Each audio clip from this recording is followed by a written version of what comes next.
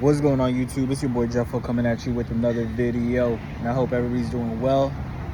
Everybody's been still chasing their goals. Everybody's been doing everything they need to do to achieve whatever they're trying to achieve. Now, I wanted to come here and basically talk to you guys about the importance of being resilient within your goals and making sure that your purpose are aligned with who you are, what you're trying to do in any aspect of your life. Because chasing your goals is one of the hardest things that you need to do, but it's one of the most fulfilling things, even within the struggle. I've been through, and just like you guys, been through a lot of stuff, right? And what I try to do is learn from every situation, learn from every obstacle, learn from anything that I'm trying to, that I'm doing, whether it be good or bad. Because you want to become very efficient in the way that you move. This way, like in the beginning, it's going to be a little bit harder, but as you go on, you're not supposed to stay stagnant. You're supposed to always try to improve and be better in every aspect of your life. And this is how you gain momentum and you're able to climb. Because if you're still struggling with the same things that you were struggling with years and years ago, then things will seem a little bit harder, will seem a little bit more difficult, because you haven't mastered each phase.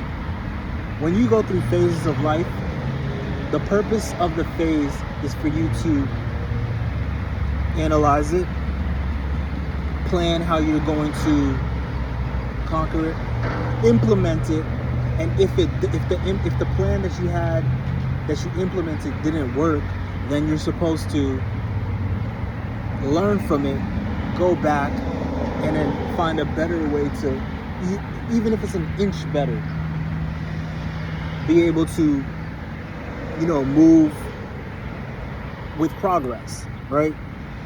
Now, if you keep doing the same things every single time, you're not seeing results, and you're not really trying to, figure out why it's not working, then it's like you're not going to, get to where you need to get to, and you're not going to understand why, right? So through school, I know a lot of times people will be saying, like, school doesn't really teach you anything, or what you're going to learn in life. I will say that's not the complete truth. There's a lot of things that I did learn outside of school, like how I'm able to move now. But I will say, you learn from everything, right? Though the school is not teaching you something that you may see immediately, but it teaches you how to improve. It teaches you how to assess.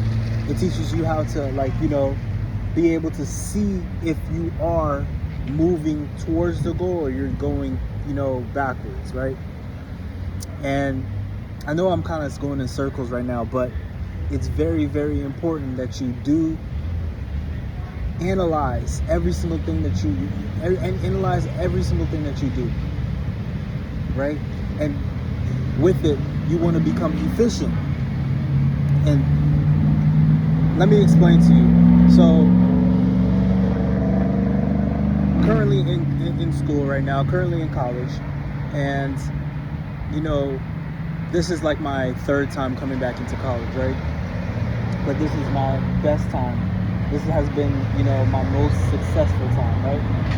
And the reason is because I was able to learn from my past mistakes, being able to deviate my time in, ways that are going to actually help me,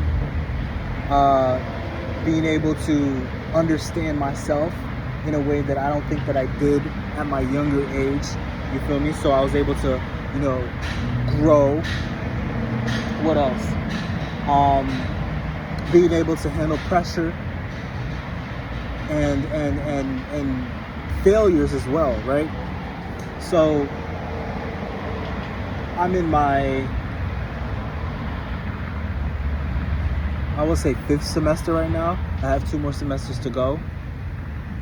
And this has been my hardest semester. I've never been in this situation. Actually, I've been in this situation, but I wasn't successful the last time I was there, right? So I started off in a bad situation, and the situation was like being starting off with very, very low grades. So the program that I'm in right now, you're supposed to have a certain grade to be able to move. It's not like a pass or fail like a D, C, or F.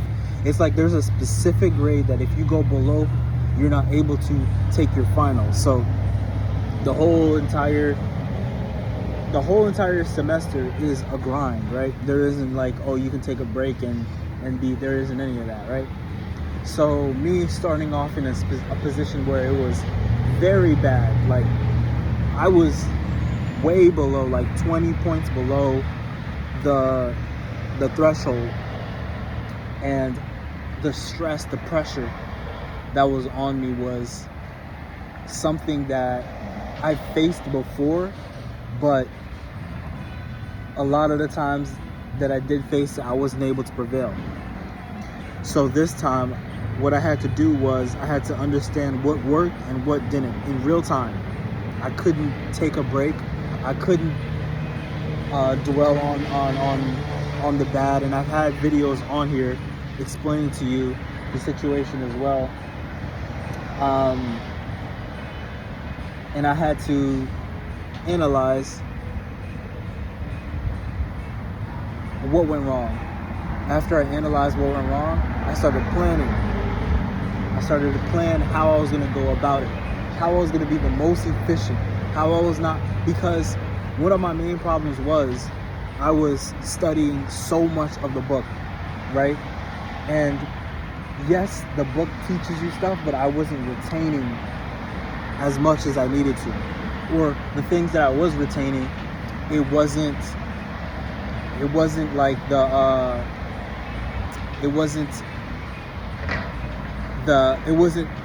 accurate enough for me to get the most out of my grades, right?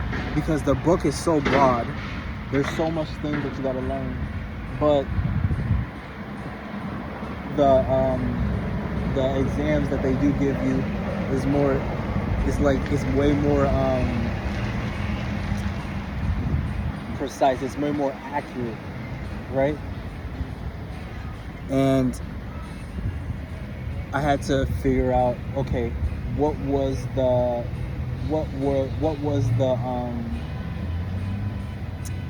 actual test that I needed to take? What was the actual the study method that I needed to do, right? And I needed to lock in on specific things, right? So what I did was I started to take out the fluff. And when I started taking out the fluff and started doing just the thing that I needed to do, not all the extra, being able to understand and notice what is the fluff was a skill in of itself, right? So once I did that, I focused in, I zeroed in on that target, and I just focused on that, and just did that and that and that and that and that and focused. And once I did that for a long period of time, I started seeing that, yes, me studying was helping me, but if I study too far away from the exam, then I wasn't going to be as accurate as I needed to. I needed to focus all my energy within those few days before the exam for me to do the best success. And a lot of times they tell you don't cram. Yes, don't cram, but if you're strategic with the cram, you're okay. If you have a specific focus on the thing, if you have a reason why, like some people are just cramming just to cram, right? And when you're cramming on like broad spectrum, like you're so broad that there isn't a way to actually like measure if you're actually retaining the knowledge. But if you spend most of your time figuring out what you need to do, right? If you focus on what you need to do, and then you focus, once you figure out what you need to do, you take that time and you focus on that exact thing within those time period that you need to, like, let's say, take the exam or do whatever you need to do. That is the best way, and the best way for you to see success. And when you do that and you master that, you're going to, what I've noticed is, like, you don't just do well on the exam, you don't do well on whatever you're trying to do, you blow past it because you're so accurate and efficient in what you're supposed to do that it becomes second nature. You don't even think about it, and you're able to do things quicker, right? You're doing things with more speed. You're doing things with more confidence, right? With speed, confidence, endurance as well, because you're not using your energy to think so much of it, right? All your energy is focused in and zeroed in on that said task. You're not focused on if I'm doing it wrong, if I'm doing it right? You know you're doing it right because you've seen it so many times. You've mastered the patterns. You've mastered all the things that it entails. And that's how you do it. I hope that wasn't really too long-winded, but if you take whatever it is in and of it, you're destined to be great.